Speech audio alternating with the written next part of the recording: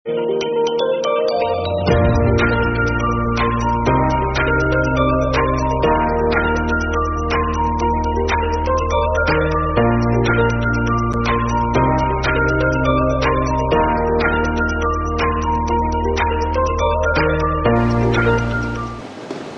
Nago di Pawalimo nampak nan dari Kampusunan tolong jawe salam dari Ambo Firman Wanipin walau kita nak jawek tangan. Assalamualaikum warahmatullahi wabarakatuh.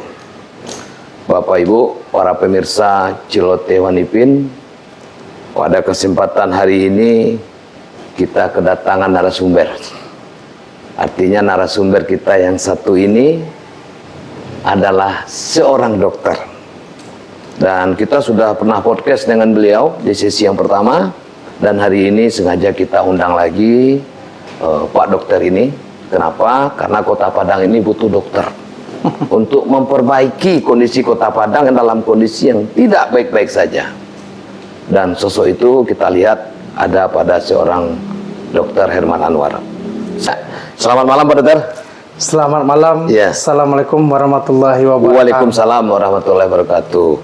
Selamat datang Pak Dokter di podcast Celoteh Wanipin.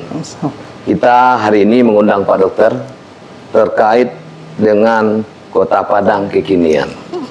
Di mana Kota Padang hari ini sedang mencari pemimpin yang pas untuk 2024-2025. Tapi sebelum kita masuk itu Pak Dokter, kita perlu dulu bertanya ke Pak Dokter.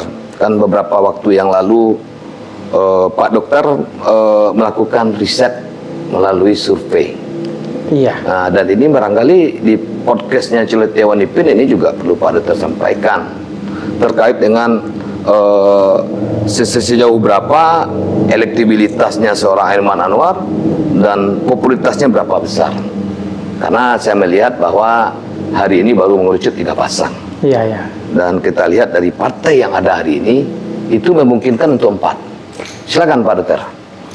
Terima kasih Wanipin. Sama-sama Pak Dokter. Alhamdulillah sekarang saya diundang lagi sama Wanipin untuk podcast yang season kedua. Iya. Tadi Wanipin menanyakan adanya survei ya. Iya. Ada survei internal. Survei internal. Nah. Begini Wanipin, sebagai seorang dokter yang notabene-nya seorang eksakta, mengerjakan sesuatu dia harus terukur dan struktur. Iya. Kalau di dalam pilkada tentu kita berbicara angka-angka nanti. Iya. Pemenangannya itu berdasarkan angka-angka. Angka-angka. Siapa sih yang memilih kita? Iya. Berapa banyak orang memilih kita? Sebab semuanya angka-angka. Tidak ada membedakan si kaya, si miskin, yang punya jabatan, yang kemudian sama-sama. Hitungan suaranya tetap satu. Tetap satu Dok. Ya. Nah untuk itu sebelum melangkahkan kaki kita ada pre namanya kan, pengenalan dengan adanya baliho kemarin. Iya. Itu namanya pengenalan secara luas kita, secara bagaimana tahap awal kita melangkahkan kaki. Tentu kita tidak mungkin mendatangi rumah ke rumah satu persatu. Iya betul. Nah, supaya orang mengenal kita, itu saya lihat metode yang paling efektif adalah dengan baliho. Baliho. Pepatahnya kita serahkan umpan dengan baliho. Bagaimana feedbacknya nanti? Iya. Feedbacknya kita ukur tentu dengan data juga, dengan statistik, itu dengan survei. Kita nanti uji survei tingkat populer. Iya. Kenal orang dulu kan? Iya betul. Siap populer nanti baru tingkat elektabilitas. Elektabilitas. Ya. Orang tuh memilih kita enggak. Nanti kalau setelah elektabilitas ada juga faktor lain, kesukaan orang. Dengan kita masuk ke ranah politik, bagaimana akseptabilitas diterima orang. Nah, alam ini untuk langkah awal saya survei, kemudian saya menggunakan jasa teman-teman salah satu dari perguruan tinggi UNP dan UNAN, tidak saya bisa sebutkan namanya, untuk menguji sampai mana kapasitas diri saya untuk maju berikutnya. Nah, alhamdulillah secara saya dalam ini masuk dalam 5 besar saya survei. Jadi mungkin saya bisa sesuai kata Pak Firman tadi, dengan ada hasil survei ini saya bisa memandang ke depan. Iya. Kalau saya melangkah, sampai mana langkah saya sampai nanti. Betul. Jangan kita paksakan. Ini yang kita mau melangkah, kaki kita cuma untuk melangkah banda kete. Untuk 2 langkah misalnya. Banda kete, tapi dengan selangkah. Iya. Kira banda gadang. Iya, iya. Wah, langkahnya masuk banda wajah jadi Pak Firman. Iya. Nggak jadi wak masuk apa doh, nggak jadi sampai ke ujung. Bandanya dalam, mereka tambah tajun atau tabane. Iya. Kecil orang Kuranji tabanam mereka masuk dulu. Masuk dulu. Badabuk masuk dulu. Badabuk masuk dulu. Masuk dulu ya Pak Dokter. Ya. Mana mau ya bahasa Indonesia kok gak apa ya dulu. Iya. Bahasa Kuranji kok laki benar. Itu menandakan ciri khas Pak Dokter. Apalagi pada Jawa ini kan. Mananduan Pak Dokter itu orang Kuranji dan tentu bahasa kampung awak kan tentu tidak boleh saya lupa Pak Dokter. Malake namanya. Iya, Malake. Ya, kalau orang Jawa nya medok. Medok kan? Ya, di bawah keluar tuh medok keluar. Kalau bahasa lainnya totok. Totok. Totok mana bahasanya Cik? Jadi lanjut Pak Dokter. Ya. Nah, untuk pilkada ke depan kok itulah dalam melihat hasil survei. Iya. Berarti alhamdulillah lain masuk hitungnya akhir rumah. 5 besar kan? 5 besar kan menurut survei yang lakukan. Iya. Itu menurut bukan untuk dipublish itu. Iya, itu untuk pribadi. Ya. Pengayaan diri ambo, pribadi ambo. Rasanya ibaratnya awak mengecen orangku suku kok awak mah kan. Tapi semana suku tuh ada indikasi, indikatornya. Ada indikator. Ada alat pemeriksanya. Iya. Jangan kece orang beko dikecen no suku tapi kira orang ndak suku kira. Awaknya merasa, GR namanya itu, gede rasa. Iya, gede rasa. Jadi secara ilmiah tentu jalannya survei. Kita pakai kawan-kawan yang mungkin mereka mengatakan sudah berpengalaman. Iya. Kata mereka bisa dipercaya. Kan kita mendapatkan hasil dari survei mereka, bukan kita. Mereka terukur. Terukur katanya. Alhamdulillah kita 5 besar. Iya. Nah, dalam inilah saya rasanya kalau untuk dipercaya oleh para politisi yang notabene-nya partai politik, kalau mendampingi atau jadi wakil mereka untuk maju pilkada, saya akan maju ikut apa namanya. Artinya Pak Dr. Herman siap jadi wakil.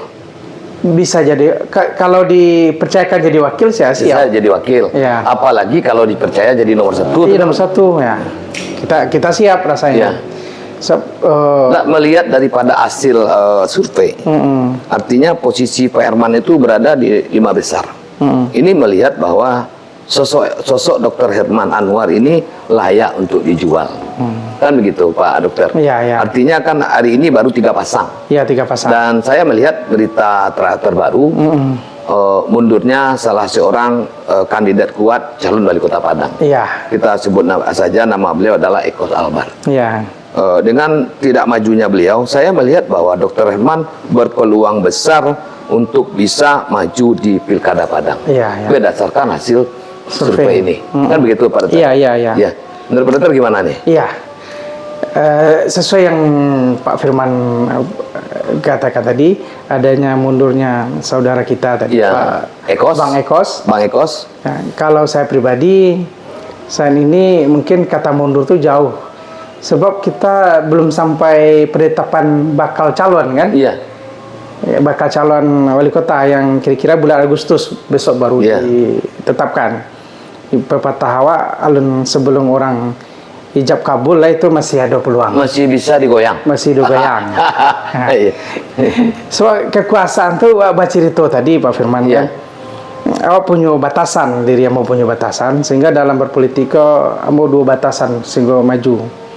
Pertama awak berbicara 2, pertama batasan awak dalam pilkada kok bicara tentang kekuasaan.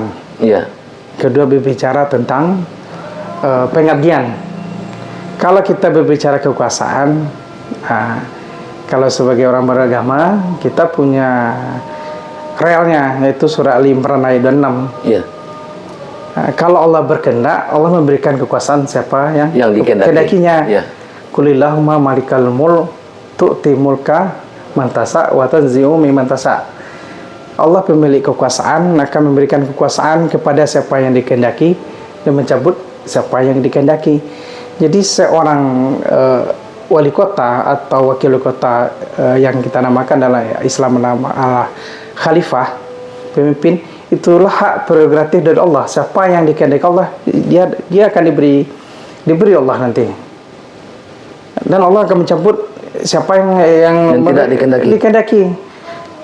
Kalau menurut saya sekarang, saya masang baliho, saya sosialisasi, itu hanya bagian dari ikhtiar. Finalnya Allah. Kalau Allah mau mengasih, nanti tidak ada manusia yang bisa menghalangi. Kedua, pengabdian. Dua, pengabdian. Karena untuk menjadi khalifah tuh atau menjadi pemimpin tuh keduanya pengabdian. Sebagai seorang yang beragama, tentu pengabdian yang ada pada saya berdasarkan ini, manusia tuh harus bermanfaat untuk manusia yang lain. Khairun nas mayan faunas.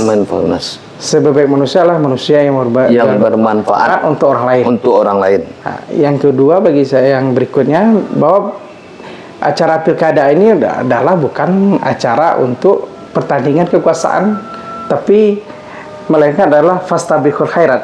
Bagaimana kita berlomba untuk berbuat kebaikan yang lebih. Itulah yang saya maju di dalam pilkada ini, sehingga secara kita jadi santai. Bukan ambisi untuk kekuasaan, tapi ambisi dalam bagaimana kita berbuat lebih baik. Fastabiqul khairat. Berlomba-lomba untuk kebaikan. Kan begitu Pak Dokter? Fastabiqul khairat. Fastabiqul khairat.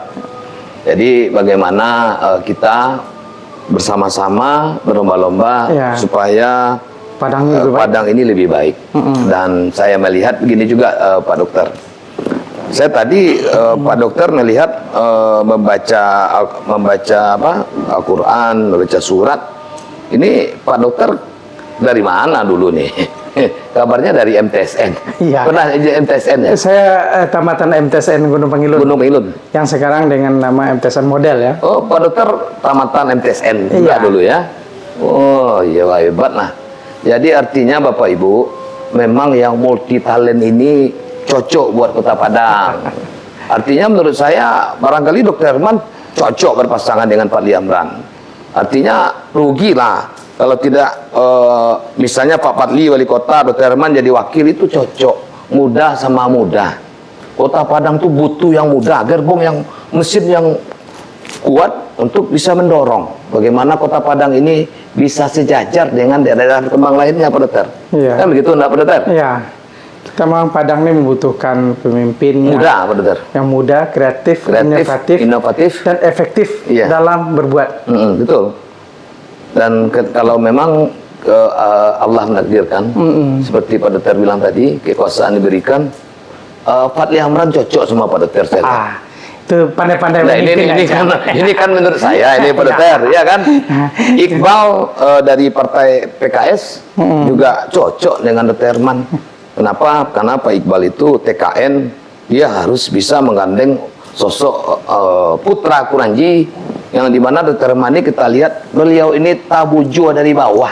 Itu Pak Dokter. Saya lihat gini, dalam memimpin Kota Padang ini, benar kata pemimpin, yang kita butuhkan adalah kepemimpinan, leadership. Bukan sebagai seorang Superman yang serba bisa. Tapi bagaimana kita memanfaatkan kerja tim dari kawan-kawan yang sudah punya kemampuan untuk bisa bekerja sama dengan kita mencapai tujuannya sama, yaitu kemajuan Kota Padang. Leadership atau kemampuan ini itu dihasilkan dari learning by doing. Learning by doing. Jadi kita belajar dan bekerja. Belajar, teori dan praktek. Nah, jangan learning. Timbul learning baru itu bukan suatu hanya teori-teori yang akan dikeluarkan atau retorika, tapi doing aja, bekerja tanpa teori, itu namanya bekerja tanpa aturan, kebablasan jadinya. Tapi learning by doing itu bekerja tapi ada dasar, nanti akan dengan learning by doing semakin sering kita lakukan, ini akan menimbulkan suatu pengalaman. Dari pengalaman learning by doing inilah bekerja dan sambil belajar sambil bekerja akan menghasilkan sesuatu konsep baru. Iya. Konsep baru yang akan, itulah konsep yang matang, bukan konsep yang spor matang ya. Berdasarkan pengalaman bekerja dan berdasarkan konsep. Iya. Teori namanya, teori dengan praktek. Berdasarkan teori dan praktek yang berulang-ulang menghasilkan sebuah konsep yang gitu ya. Ya, ibaratnya bagi seorang koki itu dia akan memulakan formulasi resep baru setelah dengan belajar bekerja. Ya. Sama juga orang dengan orang bisnis nanti kan, berdasarkan pengalamannya, berdasarkan dia baca buku, baca teori lah kan, sebelum dia diaplikasikan dalam kehidupan sehari-hari atau bisnisnya, dia akan membuat suatu konsep bisnis baru yang orang lain yang tidak akan bisa meniru. Di sanalah kelebihannya. Saya bilang kalau Anda ingin mendapatkan sesuatu yang lebih, Anda harus berbeda dengan yang lain. Iya. Harus different. Harus ada different, ada hal khusus. Hal khusus inilah spesialisasi. Kalau di kami di kedokteran ada subspesialis, baru Anda akan mendatangkan hasil yang lebih daripada yang lain. Berarti Pak Dokter, Kota Padang butuh seorang dokter subspesialis. Ini umpamanya, bukan dalam pengertiannya Kota Padang ini butuh wali kotanya dokter. Ya. Cuma dalam penanganannya Kota Padang yang dalam kondisi tidak baik-baik saja ini butuh dokter subspesialis.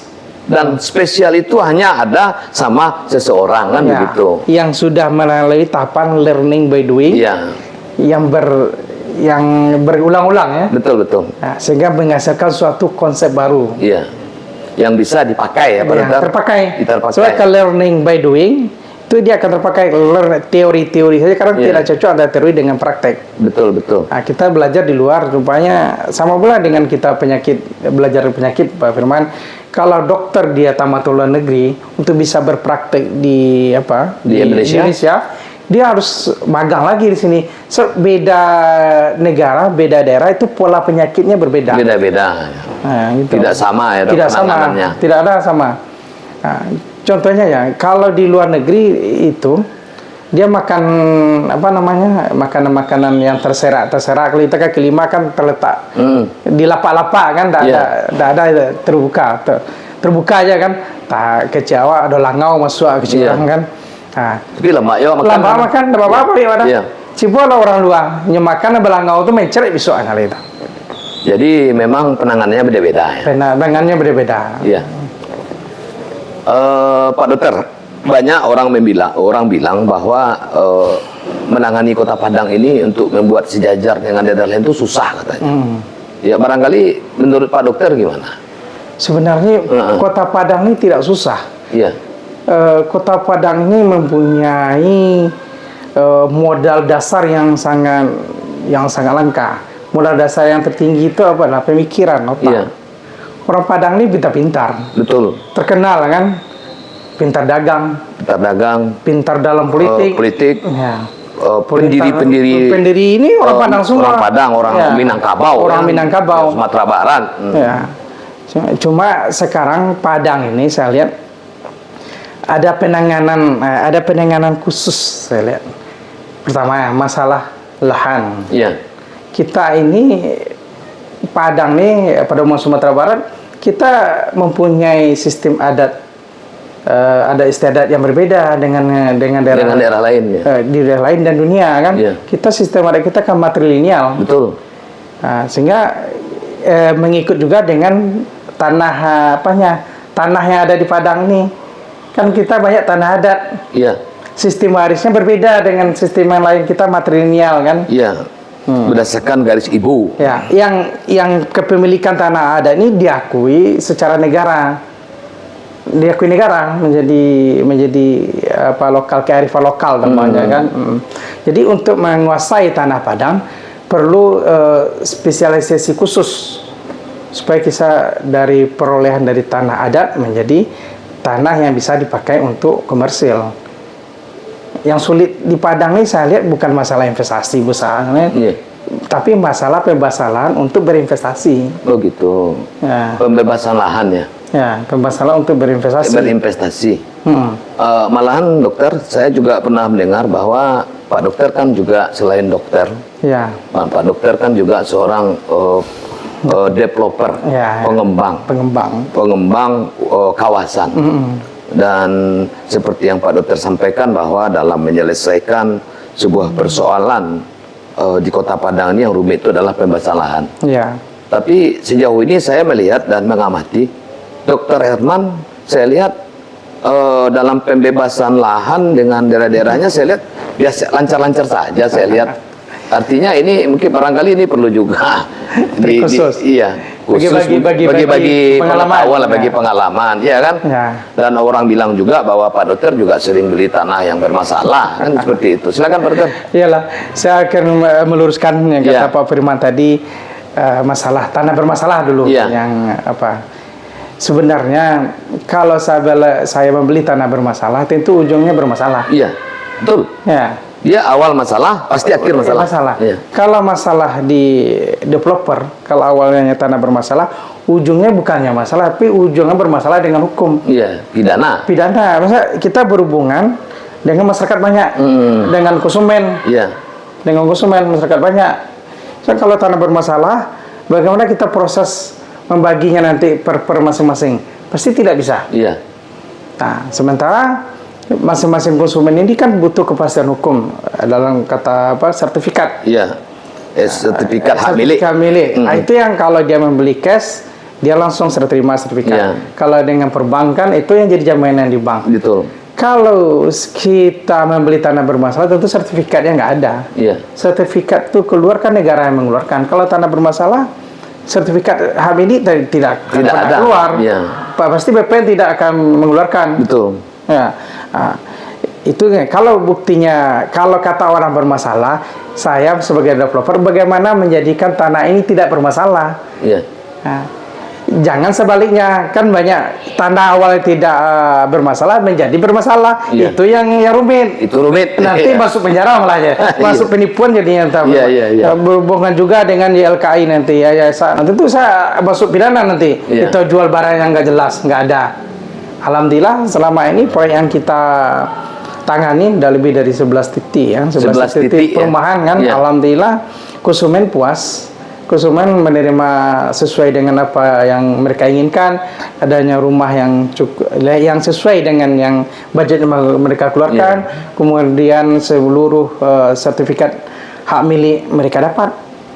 Kalau mereka tidak dapat itu, tentu saya sudah sampai ke hukum sekarang, pidana atau penipuan darinya. Berita tentang itu keluar juga di koran. Di koran udah sejak lama mungkin, sejak saya mulai developer 2008. Sekarang alhamdulillah konsumen saya tidak ada yang mengatakan tuh Taman Asri kita beli tanah sertifikatnya tidak ada. Malah yang menjadi menariknya saya sekarang, pemasaran itu adalah dari konsumen itu sendiri, dia membawa temannya. Karena merasa ada kepercayaan dengan Taman Asri yang selama ini udah 16 tahun ya, 17 tahun.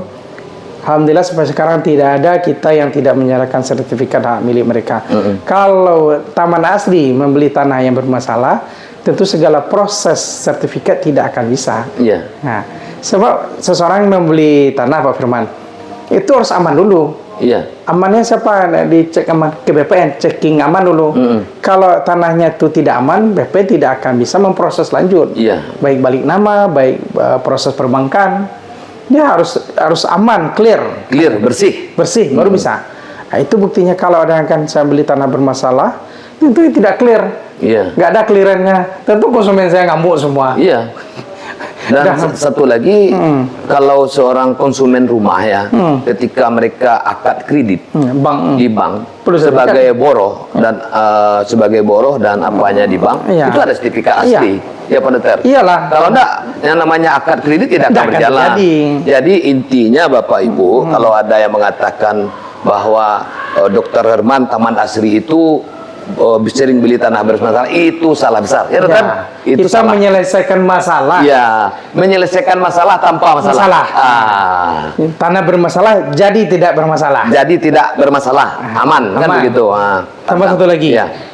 Ibaratnya di dalam penyelesaian tanah ini, yang kita orang Minang kan, kita punya falsafah di Minang.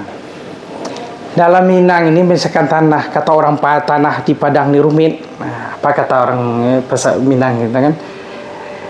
Talenggang, biduk di lawi, Iya. pacik kemudi are-are. Dalam rumi pandai batenggang. Pandai batenggang. Tanda bermain akaju budi. Nah, kalau lahikola bisa, baru tiba ibaratnya mencabui rambut lantapun. Iya. Rambut tak putih, Rambut tegang, tapuan tak berserak. tempuan tak berserak.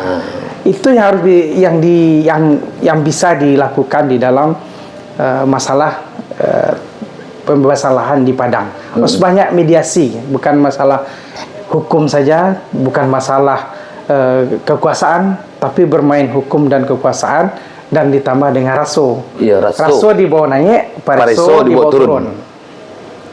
Kita batenggang ke masyarakat.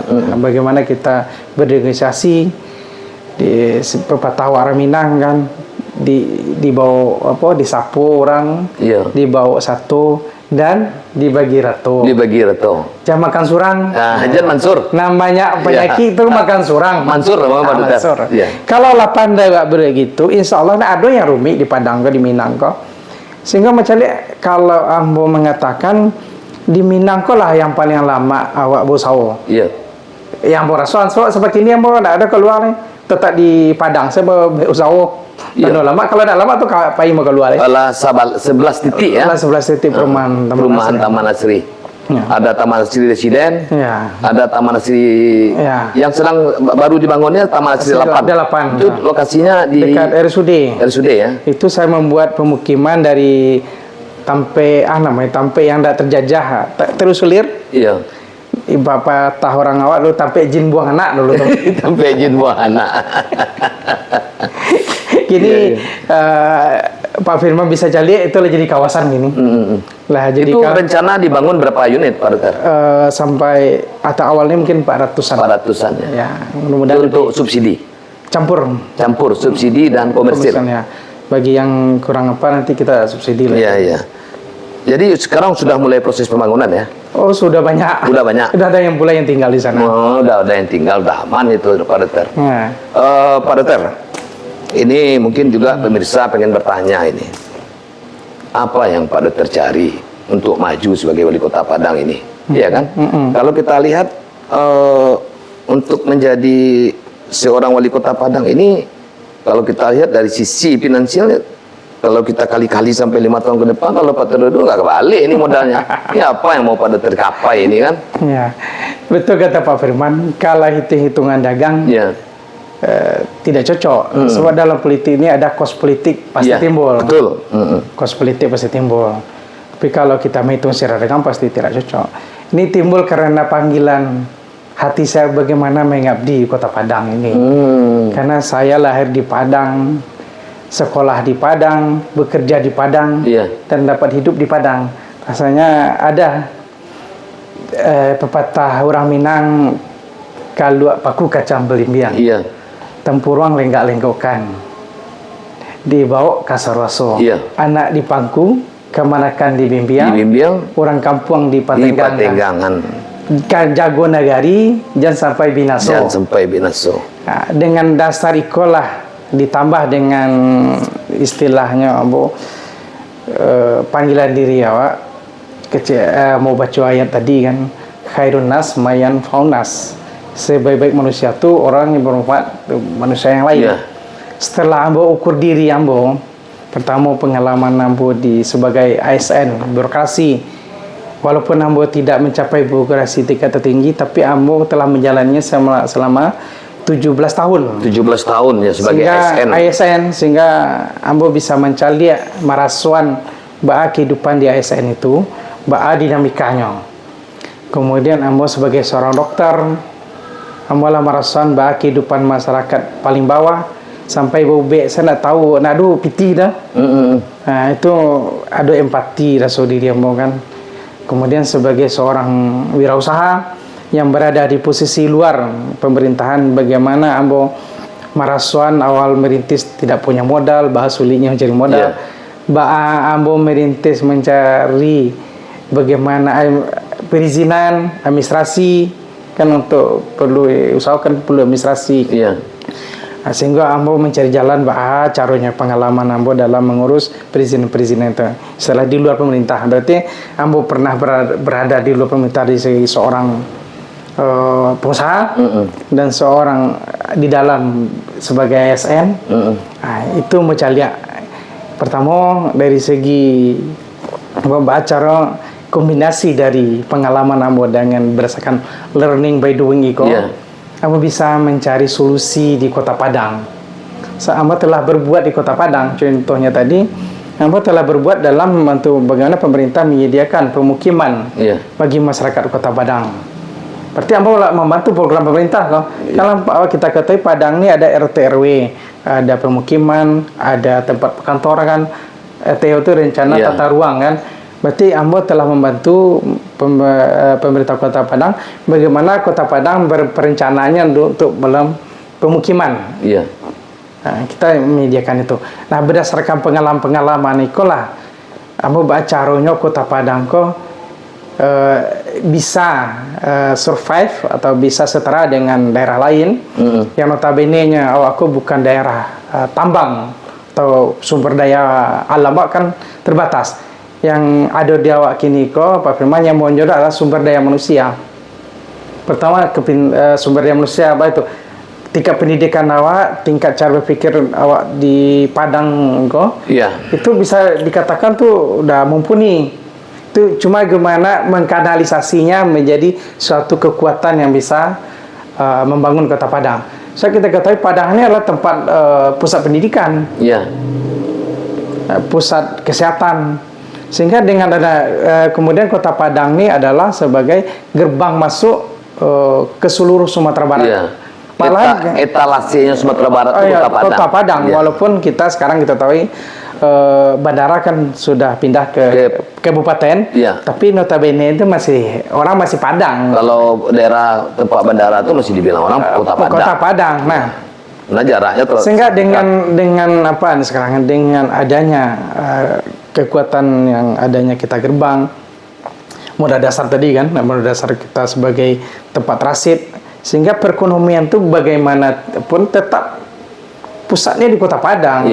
Nah, kita ini pusat perekonomian, walaupun kita bukan pusat sumber daya alam, tapi kita pusat perekonomian. Sebagaimana kita memanfaatkan modal dasar di pusat perekonomian ini bisa memajukan Kota Padang ini dengan segala modal dasar yang tadi kan, potensi yang ada tadi, tepatnya potensi. Betul Pak Firman tadi Nah, itulah diperlukan gimana seorang pemimpin itu jeli memutuskan sesuatu permasalahan, merumuskan problem solvingnya apa sih titik dari persoalan di Kota Padang. Ini titiknya. Apa diagnosa penyakitnya ini? Ini obatnya. Dosisnya nih. Begitu, nggak perlu panjang-panjang. Kalau kita panjang itu saya lihat kalau kita masih belum menemukan titik, pasti kita masih mencari-cari. Meraba-raba dia kan. Banyak teori-teori muncul. Tapi kalau kita sudah melihat titik persoalannya, kita nggak terlalu banyak meraba-raba, tidak terlalu banyak teori, terlalu banyak retorika.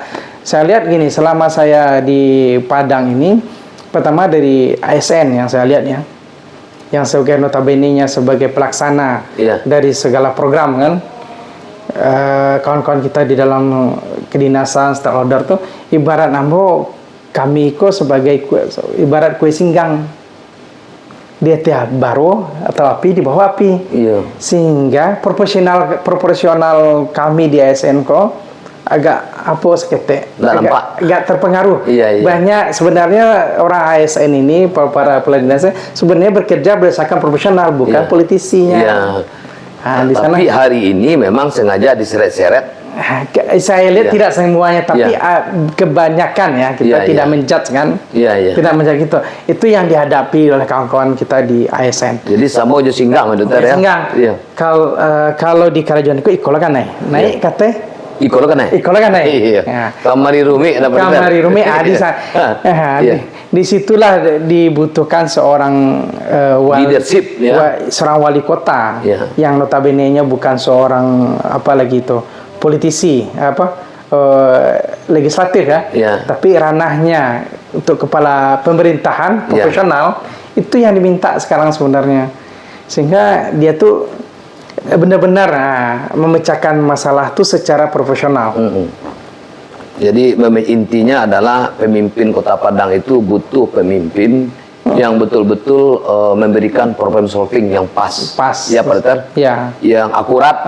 Nah, dan artinya tidak berteori-teori. Ya. Tapi ini memang dalam seperti dokter sampai mendiagnosa sebuah penyakit, ini indikasinya, ini obatnya. Di mappingnya itu cocok. Mapping dalam problem solving itu pas. Iya. Kalau untuk mempaskan itu perlu pengalaman. Iya, dan itu perlu dokter entrepreneur. Ya. Dan sosok itu ada sama Dokter Herman. Artinya dengan 3 pasang ini, 3 pasang yang ada ini mungkin masih bisa berubah ini peta ini Pak Dokter. Artinya seperti Pak Liamran berpasangan dengan Pak Maigus, barangkali juga Pak Liamran itu cocoknya sama Dokter Herman, atau Henry Septa pasangan sama Dokter Herman, atau juga Iqbal yang berpasangan dengan Dokter Herman. Kenapa? Karena Dokter Herman ini Uranji itu luas, besar, ya.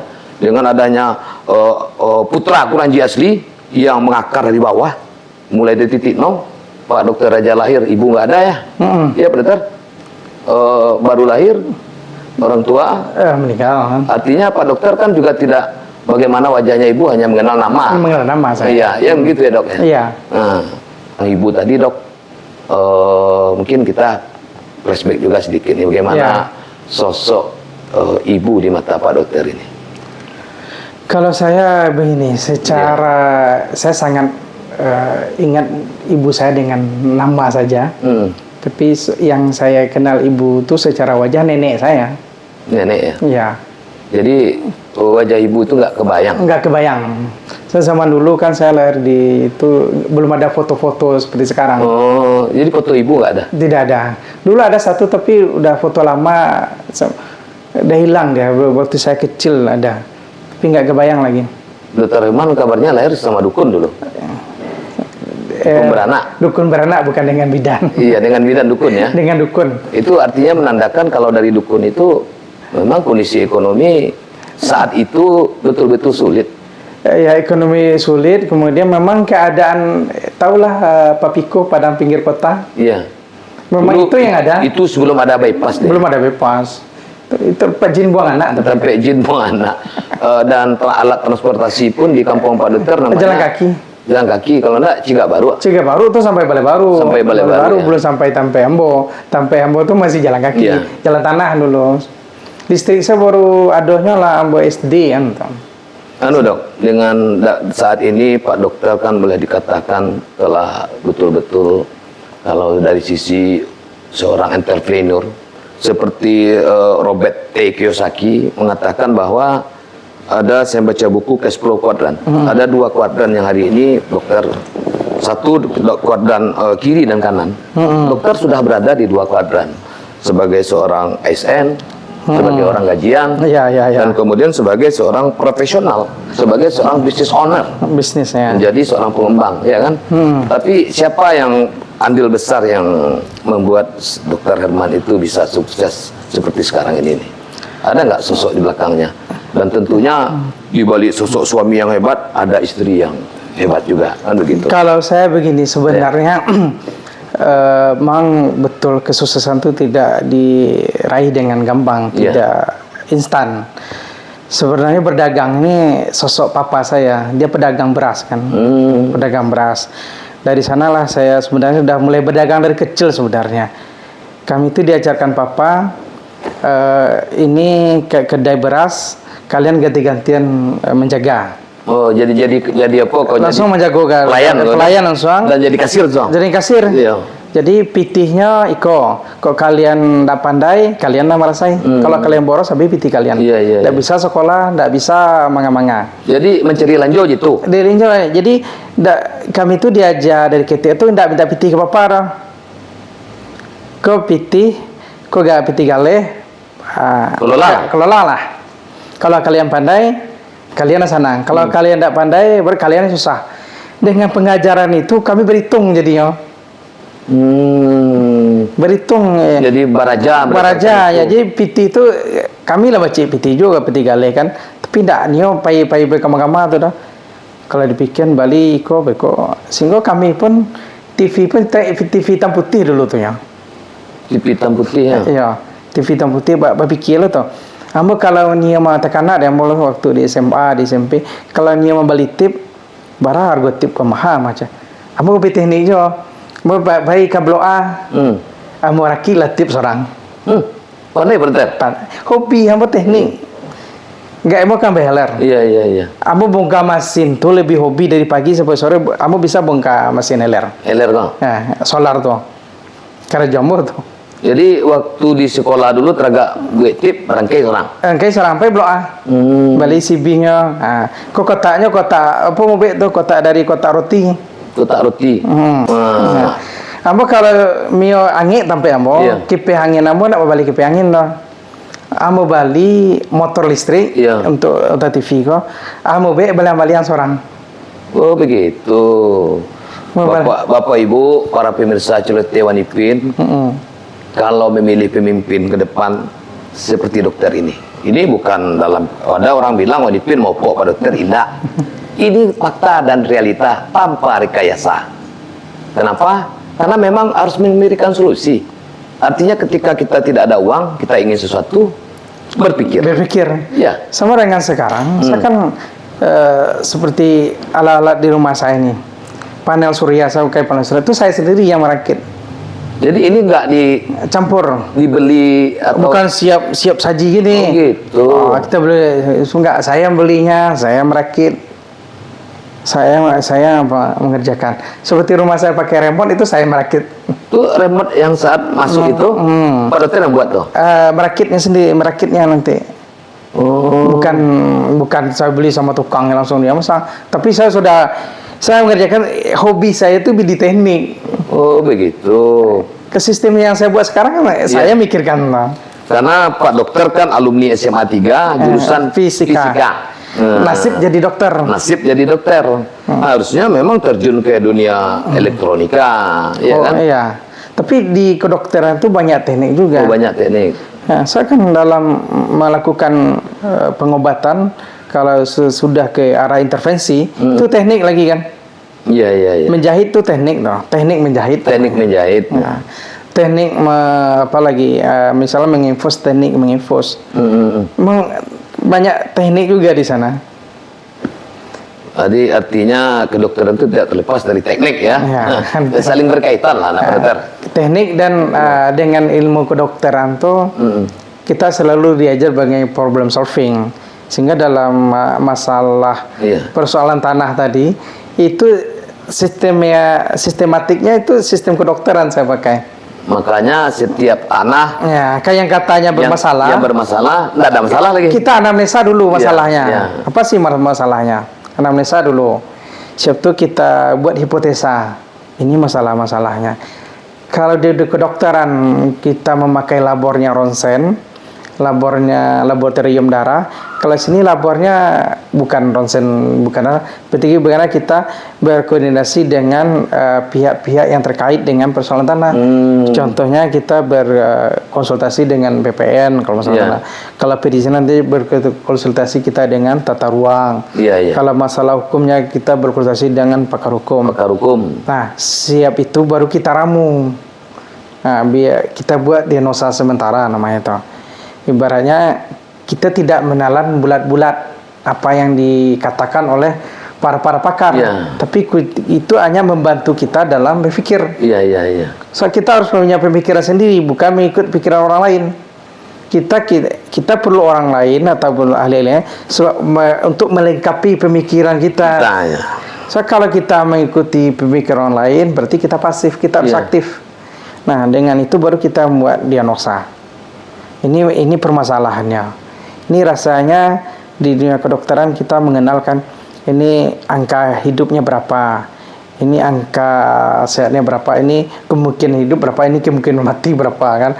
Sama pula dengan ini tingkat keberhasilannya begini, permasalahannya segini, ini nggak mungkin dilanjutkan, ini mungkin dilanjutkan.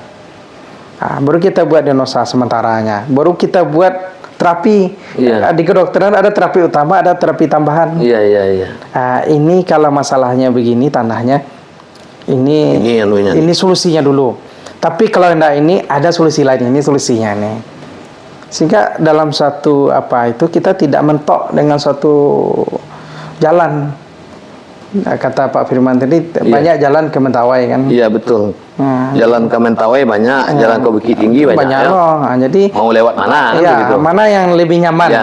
Mana yang lebih nyaman? Itu yang kita butuhkan, bukan saya bilang tadi kan kita butuh pemimpin yang punya pemikiran, bukan pemikiran orang lain. Tapi kita perlu pikiran orang lain sebagai masukan bagi kita. Sebagai masukan. Sebagai tambahan. Bukan pikiran orang itu yang awak pakai. Awak ada punya pikiran. Tapi disempurnakan dengan pikiran orang lain. Sebab yang kabar buat awak seorang. Yang menanggung akibat awak seorang. Nang dapat untung awak seorang. Baik Bapak Ibu, para pemirsa Cilote Wanipin, itulah bincang-bincang kita dengan Dr. Herman, bakal calon wali kota Padang. Dan apa yang beliau sampaikan itu, kata kuncinya adalah bagaimana kota Padang itu, niat beliau ya, bagaimana kota Padang itu kalau beliau seandainya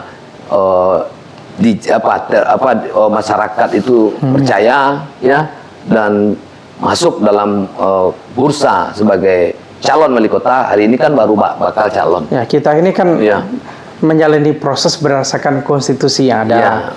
Bakal calon ini kan sebenarnya himbauan dari KPU. Perwakilan dari negara.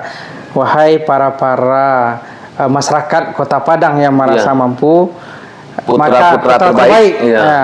Maka deklarasikanlah diri Anda untuk menjadi bakal calon wali kota Padang. Ikutilah proses yang ada. Kalau Anda memenuhi, nanti akan naik ke stepnya menjadi calon wali kota Padang. Setelah jadi calon wali kota Padang, silahkan nanti rakyat yang memilih. Dengan dasar tadi, setelah dia sosialisasi dan pengenalan diri, kan biarkan rakyat yang memilih dengan cerdas. Sehingga kita harapkan ke depannya, cerdaslah memilih pemimpin. Sebab sekali salah memilih, nanti 5 tahun lagi akibat. 5 tahun dapat ter. Gara-gara silau dek serangan pajak. Jangan silau dek piti banyak calon wali kota ko. Marsai 5 tahun. 5 tahun. Yang membuat program kembali, yang melaksanakan program ke wali kota. Wali kota. Artinya mungkin masyarakat rakyat Kota Padang dalam Pilwako besok memang harus pintar dalam menentukan pilihannya. Jangan mentang-mentang kayu orang mentang-mentang banyak serang pajar gadang pelok pilih itu. Tapi tentu itu akan berdampak kepada Kota Padang ke depan. Artinya imbauan itu, wahai rakyat Kota Padang, cerdaslah dalam menentukan pilihan. Salah satunya contoh Dr. Herman cocok untuk bakal calon wali Kota Padang. Apalagi kalau berpasangan dengan Pak Liamran, itu paling pas banget. Atau berpasangan dia Serta Iqbal, PKS rugi kalau tidak menggandeng Dr. Herman. Barangkali itu dari saya.